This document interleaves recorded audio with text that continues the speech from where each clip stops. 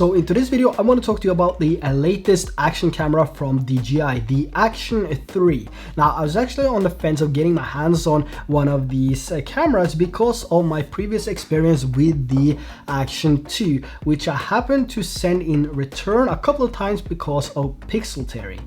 Now, the Osmo Action 1, on the other hand, has been my go-to for a very long time, but it just lacks the field of view. It's not wide enough and it doesn't feel like a true action camera. So finally we have that on the Action 3 now. So in today's video we're going to take a look at the Action 3 and everything there is to know about this action camera. So without further ado, let's get into the video. So let's talk about the design of the Action 3 here. So when you first see the Action 3, the one thing that stands out is that we have two massive screens, one on the front and one on the back. 1.4 inch on the front and 2.25 inch on the back. On the top of the camera we have a record button as well as a microphone, and on the side here we have the quick switch button, which is now finally back, and I'm super excited about that. They first introduced it on the Osmo Action 1 but got rid of it on the Action 2, so I'm really happy they brought it back to the Action 3. So if you're not familiar with how the quick switch button works, it basically allows you to set and save different profiles. So if you shoot in different frame rates and resolutions like 4K 60 or 120 and photos or hyperlapses, you can now save all those to different profiles and easy navigate using the quick switch button. Now below the button we have a USB port for charging and transferring files or to connect to an external microphone like the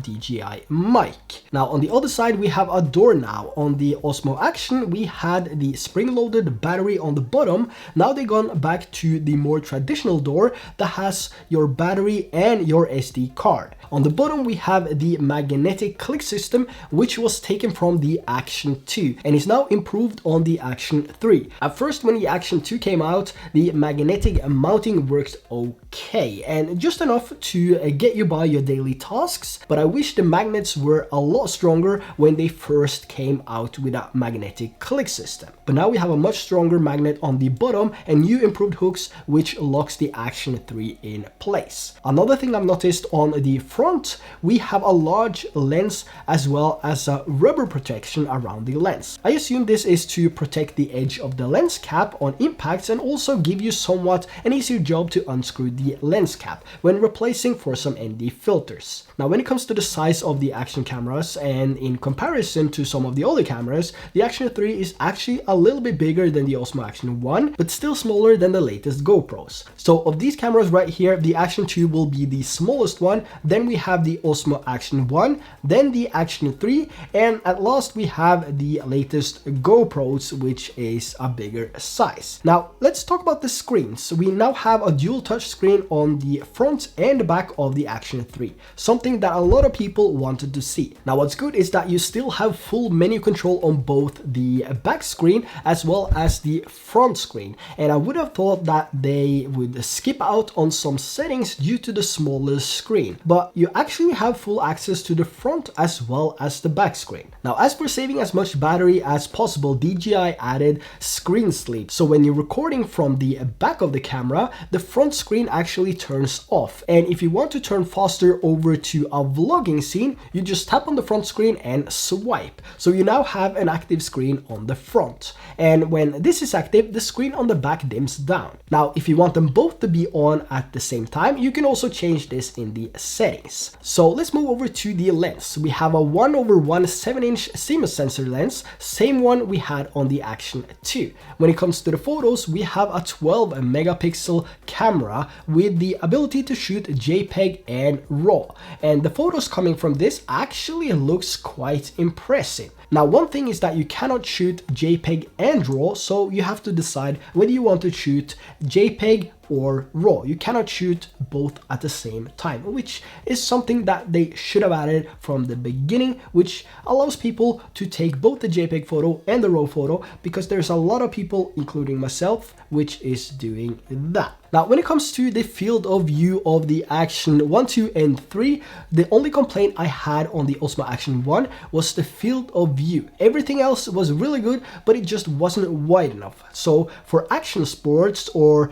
anything like that, you want the camera to be wider because you're going to have it closer to the subject or object. So when you are recording yourself doing action sport, you want to show as much of yourself as well as the background and the scenery that you are filming yourself in. So that was my only complaint with the Osmo Action 1, but now they fixed it with the Action 2, which is now super wide, and they also added the same field of view to the Action 3. So the Action 3 now has a super wide 155-degree field of view. Now, one thing that really makes a good action camera is stabilization, and we have that in the Action 3 with the built-in electronic image stabilization. We do have a rock steady, but we also have horizon balance, which means you're now able to move your camera to an approximate 45 degrees of angle on each direction, and your horizon won't move. It will actually stay level up until an angle of 45 degrees. But if you do move your camera and exceed the limits of 45 degrees, it will start to shift.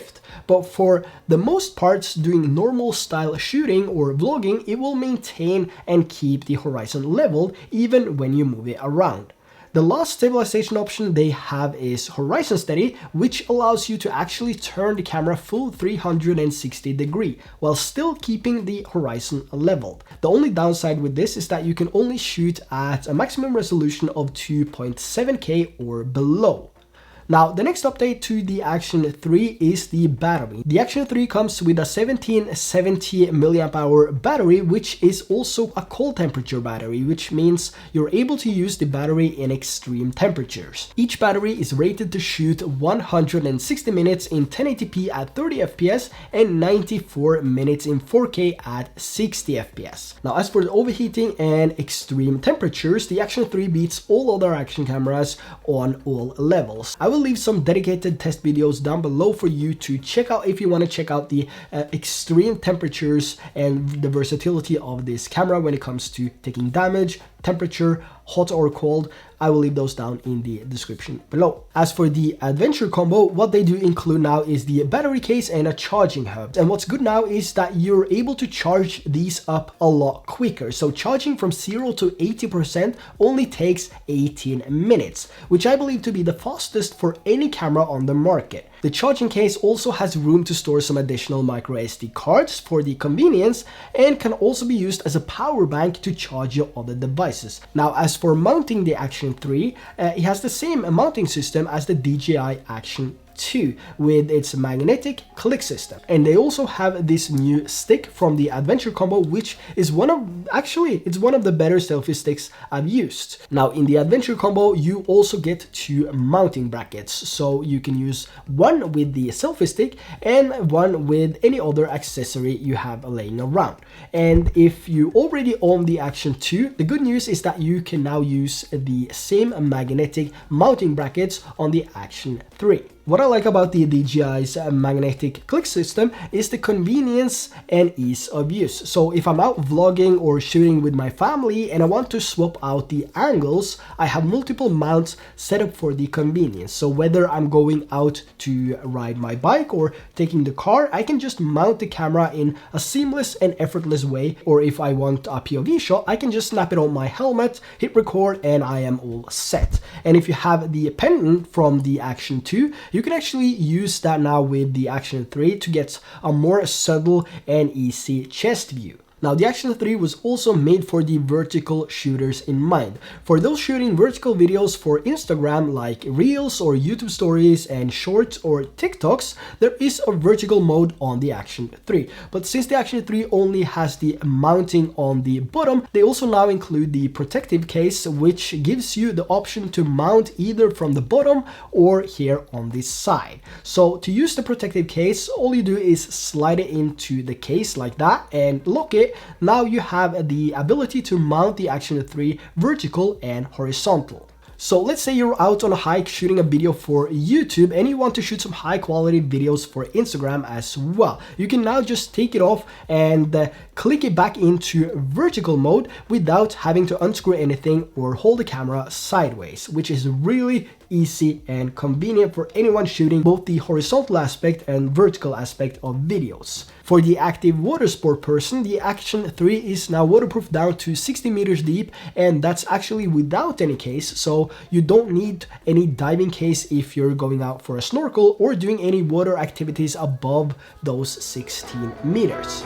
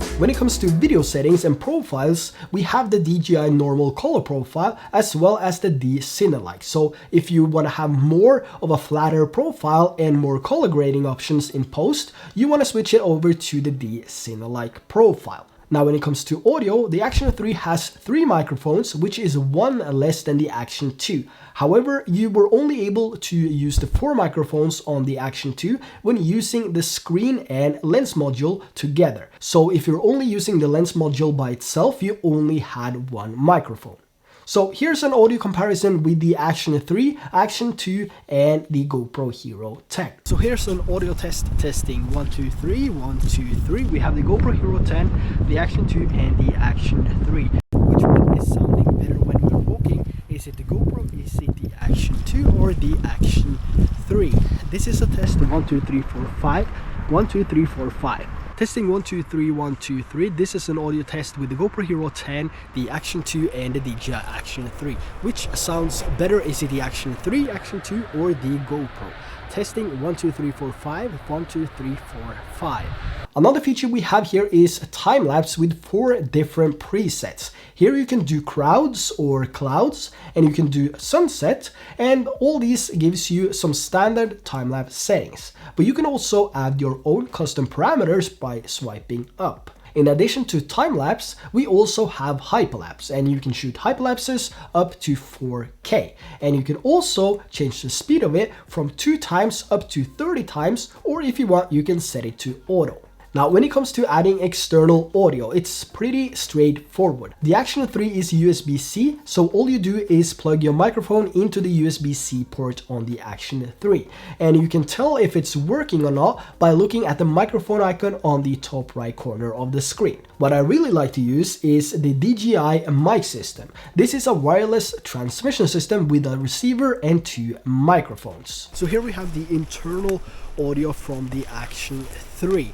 The camera is about an arm's length away. How does it sound? Does it sound good, clear?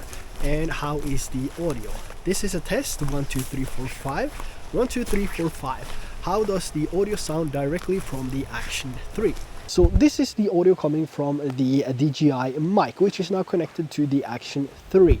You can also see the microphone here on my jacket, and the camera is still about an arm's away from me. So how does the audio sound? Does it sound better than the internal microphones, or does it sound crispier or worse? Let me know in the comments below what your thoughts are on the DJI mic versus the internal microphones on the Action 3. So one of the biggest selling points with this camera has to be the price, right? Only $329 for the standard combo. It has 1 battery and a charging cable and a few accessories. And the adventure combo comes in at $439, which both combos are cheaper than the latest GoPro Hero 11. So let me know your thoughts on the Action 3 in the comment section below. Do you already have it, or will you be getting it during the holiday shopping season? And as always, thanks for tuning tuning in, and if you found any value in this video, please consider subscribing, and if you enjoyed it,